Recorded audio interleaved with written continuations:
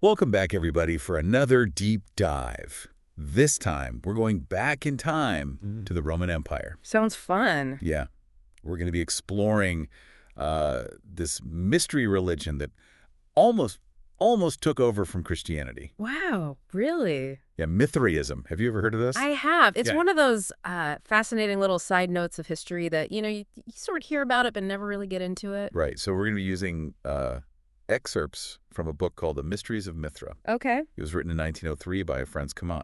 All right. So it's pretty old, but, a lot of the stuff that it talks about is even older, Well, obviously. of course, yeah. But it's fascinating stuff. Imagine a faith so popular, so widespread, that it captivated everyone from, Roman emperors to everyday soldiers and everybody in between. Yeah, it's amazing to think that this could have been the dominant religion that we're all, following today. It's true. But yeah, I think this book is really cool because it's kind of like a time capsule. It takes us back and, we can uncover the secrets of this ancient faith, the captivating mythology and the rituals and all the things that kind of drew people in. Right. So before we get to the Roman Empire, Yeah. How did this get to Rome? Right. Where did Mithraism actually come from? Well, the roots are actually in ancient Iran. Okay. And so Mithra was a god of light, truth, and victory Okay. in the Zoroastrian tradition. Zoroastrianism, that's the one with the cosmic battle between good and evil, right? Didn't Freddie Mercury follow that? Yes, that's right. And in Zoroastrianism, Mithra was a champion of good, fighting on the side of Ahura Mazda, the supreme god. Right. And what's really interesting is the connection that Cumont highlights in this book between Vedic Mithra from ancient India Okay. and Iranian Mithra. So this Persian god had a connection to India. That's quite a distance. It is. But their names, their roles as gods of light and truth, it's remarkably similar. And Cumont suggests that they both originated from a shared Indo-Iranian belief system. Oh, so like a religious family reunion across continents. I love it. Yeah, that's a great way to put it.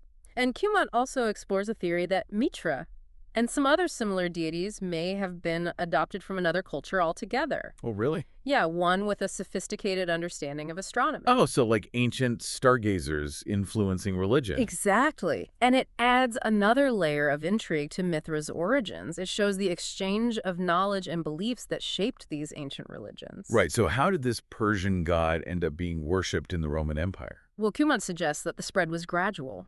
Persian kings and nobles, soldiers and administrators traveling across trade routes, they all helped carry the worship of Mithra westward. So Mithraism just hitched a ride along the Silk Road and, picked up some influences along the way. Precisely. And Cumont points to the influence of Babylonian and Greek cultures, which created this unique blend of beliefs and practices that made it so appealing to diverse people across the Roman Empire. Right, and that adaptability must have been key to its popularity. But what specifically about Mithraism made it so attractive? Yeah. To the point that it even rivaled early Christianity, right? Yes, it almost Yeah. did. And a large part of its allure was its air of mystery. So Mithraic worship was shrouded in secrecy. Initiations, hidden rituals, a hierarchical structure, it all added to the mystique. Secret rituals. You've got to tell me more about that. Well, details are mostly lost to history, but we do get glimpses from Cumont. He describes the use of symbolic animal disguises during ceremonies. What? Yeah, and a Say it. practice that he links to prehistoric customs. Oh, so like ancient cosplay with a spiritual twist. You could say that. He also talks about using mountain caves for worship, perhaps reflecting Mithraism's Persian origins. And here's where the similarities with Christianity emerge. Cumont describes baptism-like purification rites and the use of sacred bread and wine in their rituals. Hold on. Sacred bread and wine. That sounds very familiar. Right. These parallels are fascinating, especially considering Mithraism's cosmology, which Cumont explains in detail. It was a complex system with a supreme god, Ahura Mazda, associated with time. Time. Did they have clocks back then? Not in the way we think of them. Think more about the concept of time itself, the passage of ages.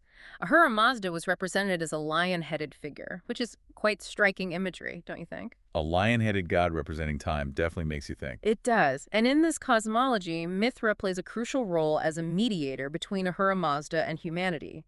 He's the bridge between the divine and the earthly, advocating for human salvation. Oh, so in their belief system, you needed Mithra on your side. Exactly. This idea of a mediator, a savior figure, has remarkable similarities with Christian beliefs about Jesus, even though they emerged later. Kimon also mentions an interesting detail, the cosmic quadriga. Oh. It's a chariot, representing the sun's journey, pulled by 4 horses whose attributes change, symbolizing the changing seasons.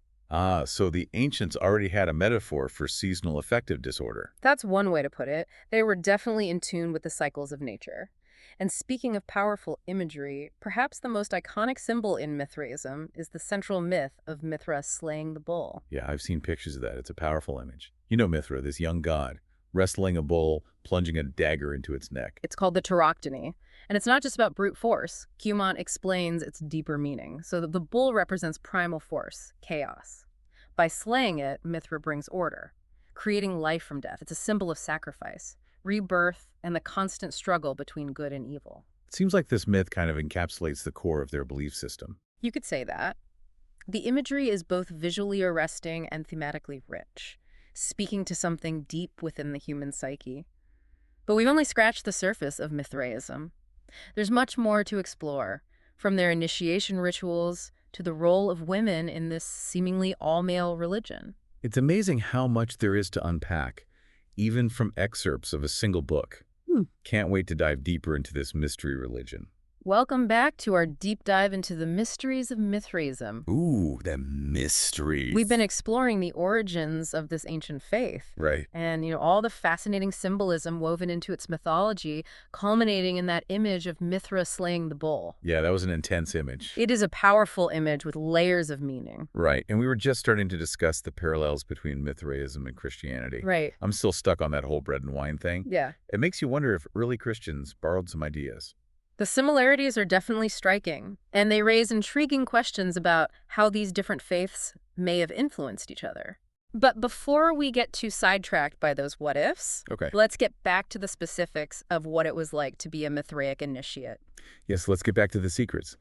You mentioned like a hierarchical structure of initiation Yes. with different grades. Yes. What exactly were those grades? Well, Cumont outlines 7 grades, 7. each with its own symbolic name and associated rituals, Okay. marking a step, on the spiritual journey of the initiate. Okay. So there were Raven, Occult, Soldier, Lion, Persian, Courier of the Sun, and finally Father. 7 grades. That's quite a commitment. It is. Sounds like an ancient mystery school. It does. Working your way up the ranks. It does, and these grades weren't just symbolic titles. Right. Cumont suggests that they fostered a strong sense of community and brotherhood.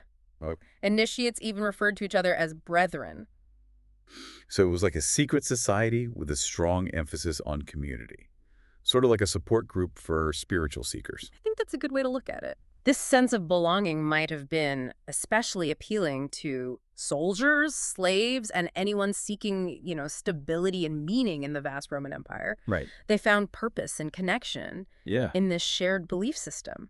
And speaking of soldiers, it seems like Mithraism was especially popular amongst them, Yes. given that one of the initiation grades was literally called soldier. Exactly. Cumont refers to Mithraism as a religion of soldiers, pointing out that its emphasis on courage, discipline, and self-sacrifice would have resonated deeply with the military mindset.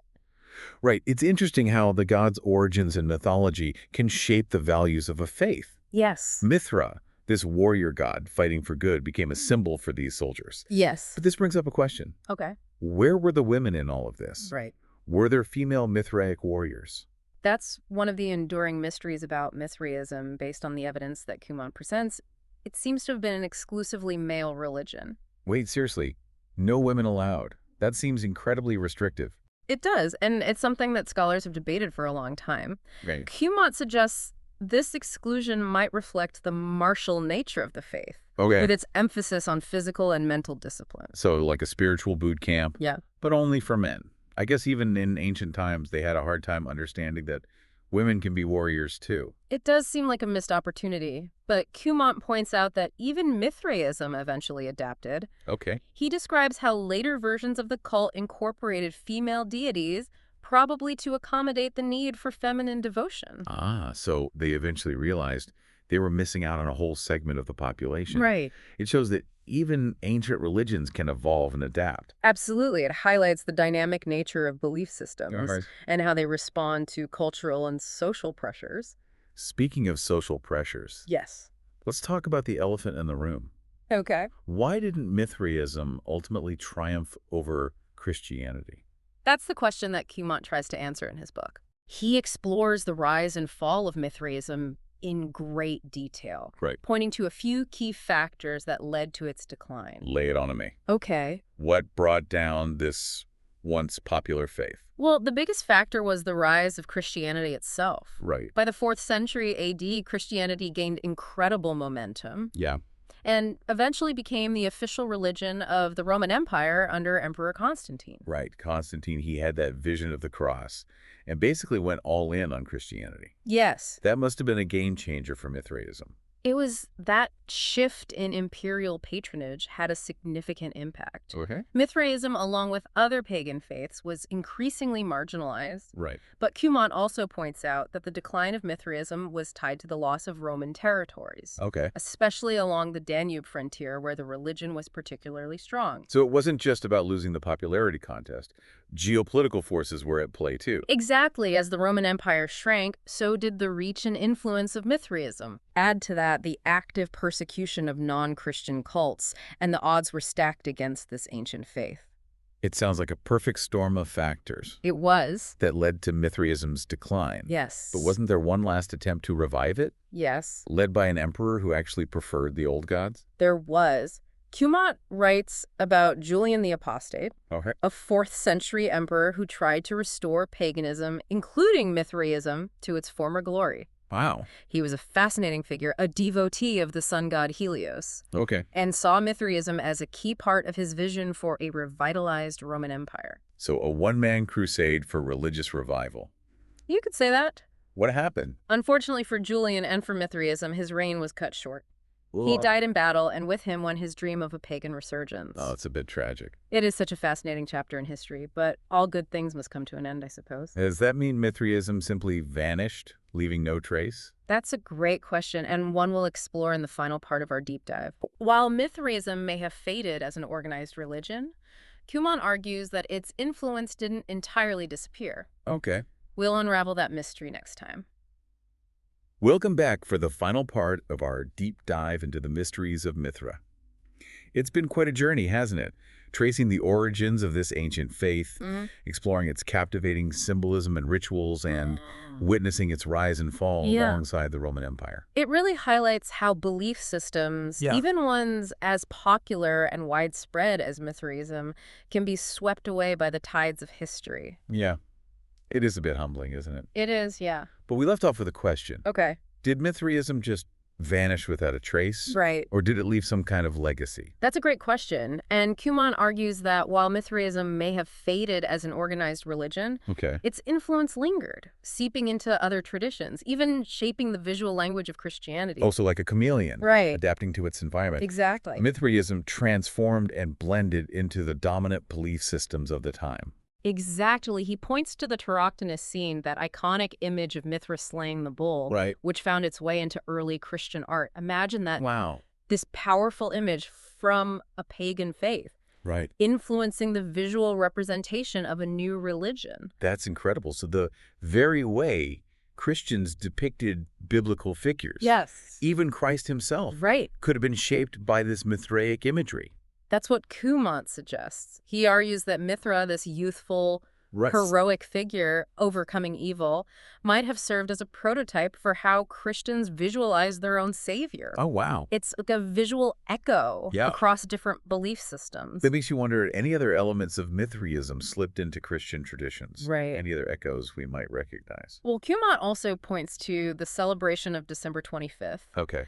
as the birthday of the sun god, Okay. Sol Invictus, Right. in Roman paganism, and this celebration tied to the winter solstice Right. might have influenced the later Christian choice of December 25th to celebrate the birth of Christ. Wow. So Christmas, a holiday celebrated by billions, might have borrowed a page from Mithraism. It's possible. Yeah, That's amazing. it is. It shows how Slacks. the complex interplay of religious and cultural influences, Yes. and how even the most cherished traditions Yes. have layers of history behind them. Layers, yeah. It makes you wonder what other hidden connections and influences are still out there waiting to be discovered. Absolutely. But beyond those specific examples that Command gives, Right. is there like a broader, more intangible legacy of Mithraism? I think there is. Beyond the specific rituals and doctrines, Right. Mithraism emphasized personal transformation, ethical conduct, and a connection to something greater than oneself. Right. These themes are universal, Yeah. echoing throughout human history, regardless of specific religious beliefs. So even though the temples and rituals are gone, that core message of self-improvement and spiritual seeking still resonates. Yeah. Exactly, and perhaps that's the most enduring legacy of any faith. Not the specific doctrines, but the human desire for meaning, connection, and transcendence that they embody. It's a search for something beyond the everyday, a journey toward light in the darkness. That's a beautiful way to put it. The spirit of Mithraism, its quest for enlightenment and meaning, still echoes in our own search for purpose and understanding. Absolutely. And, this deep dive reminds us that exploring ancient religions isn't just about unearthing dusty relics and forgotten myths. Right. It's about understanding the human condition, Yeah. those timeless questions and aspirations that connect us Yeah. across cultures and centuries. Well said.